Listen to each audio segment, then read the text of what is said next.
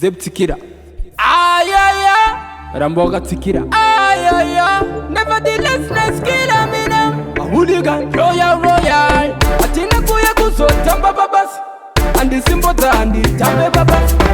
Get to you to usa tambe babas. A chingo viringa usa rada babas. Achisi chisebe. Uya mutu sendi kurumenzebe. Manya bata chino ni chichi. Mangwana basushuwira kuhita sewe. Watashonyeshe kubata nzira muchikumira mzira. Unotofira ishosho. Ininishe kubata ndima ndikumira mzira. Unotofira ishosho. Isikinongo firinga.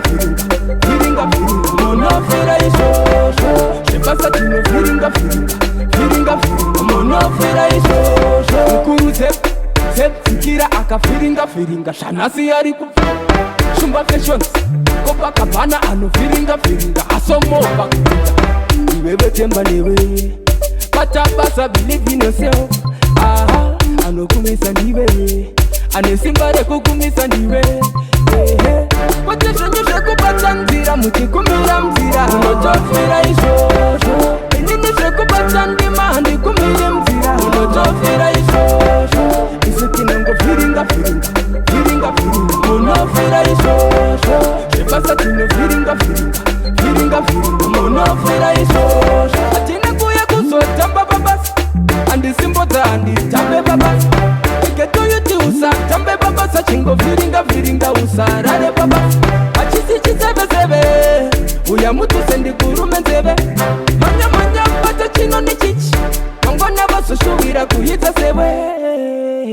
Watashonyeshe kubata nzira muchikumira mzira. Unotofira ishosho. Ininishe kubata ndima ndikumira mzira. Unotofira ishosho. Isikinongo firinga. Monofira ishosho. Shibasa tino firinga. Monofira ishosho. Ukuru Zeb Tikira aka firinga. Shanasi yari Shumba fashions. Kopa kabana anu firinga. Asomo bakuta. Iwewe temba newe. Basa believe in yourself. Ano kumisa niwe. Ane simbare kukumisa niwe. Watashonyeshe kubata nzira muchikumira mzira. Unotofira ishosho. Ininishe kubata ndima ndikumira mzira. Unotofira ishosho.